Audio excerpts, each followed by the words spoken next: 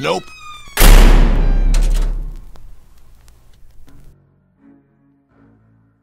At 1:23 a.m. on the 26th of April, 1986, a routine safety test was being conducted in one of the Soviet Union's many nuclear power plants. A combination of design flaws and human error resulted in uncontrolled reaction conditions. Superheated water was instantly turned to steam, causing an explosion and a subsequent open-air graphite fire. The Chernobyl disaster has begun. It took 36 hours for Soviet officials to establish a 10-kilometer exclusion zone, which resulted in the rapid evacuation of almost 50,000 people from the nearest population center, Pripyat. Cleanup teams, given the sickening euphemistic moniker of liquidators, worked tirelessly to rid the area of radioactive debris. Nearly 250,000 men worked shifts of only 90 seconds. Any longer, and they would be exposed to levels of radiation that would kill them in the most horrendous ways imaginable. Such levels of gamma radiation would cause cells to rot and decay from the inside out. Organs begin to liquefy internally. Blood vessels rupture and spill open, rendering attempts to administer morphine completely useless. The afflicted would die in agony, their attendants unable to provide even the most minimal of relief.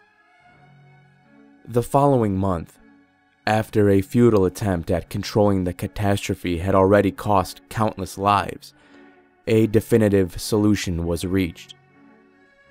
The Soviets began designs for what they called the Obyekit Okrytayana, which literally translates to sheltering or covering in Russian, but what would forever be referred to as the sarcophagus. The sarcophagus was built to isolate almost 250 tons of devastatingly radioactive materials that would continue to endanger all forms of life for more than 250,000 years. At least, that's what the accepted truth of the matter is. The reality is much, much more terrifying.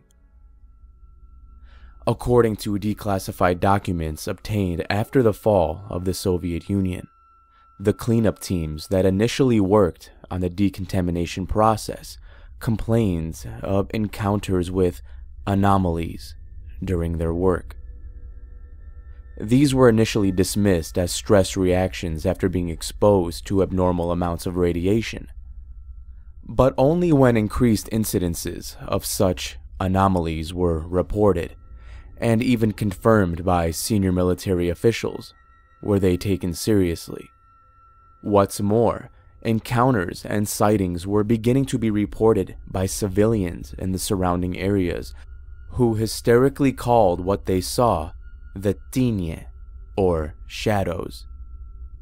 Those that did not sign public statements declaring they had nothing more than an overactive imagination were sent to the gulags on charges of treasonous statements.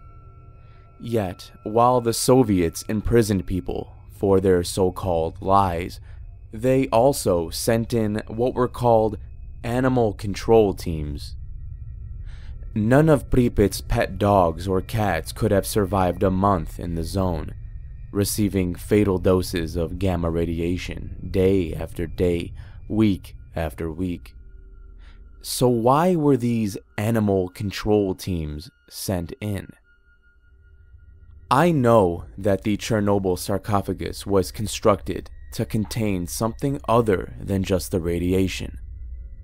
A month's worth of boric acid and sand drops did actually begin to see a reduction in the output of gamma rays. So many reports of what the documents only refer to as anomalies cannot simply be ignored. What I don't know is exactly what is being imprisoned inside that huge steel and concrete chamber known as the sarcophagus. But I do know, whatever it is, it terrified the Russians into silence. And when the American intelligence agencies found out what it was, they were complicit in the cover-up.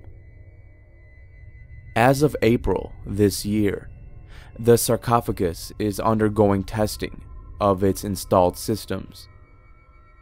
It was revealed that the water is leaking through the sarcophagus via holes in the roof. Rain-induced corrosion of supporting beams now threatens the structure's integrity. The sarcophagus is falling apart. I don't know what's trapped in there, but I have a feeling that I'm going to find out. We're all going to find out. Very, very soon.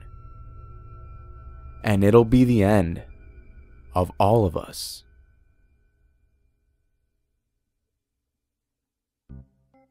Hello, dear listener, and thank you for joining me in this week's video. If you enjoyed it, you know what to do. Smack that like button before your finger rots off due to gamma radiation. Too soon, I know.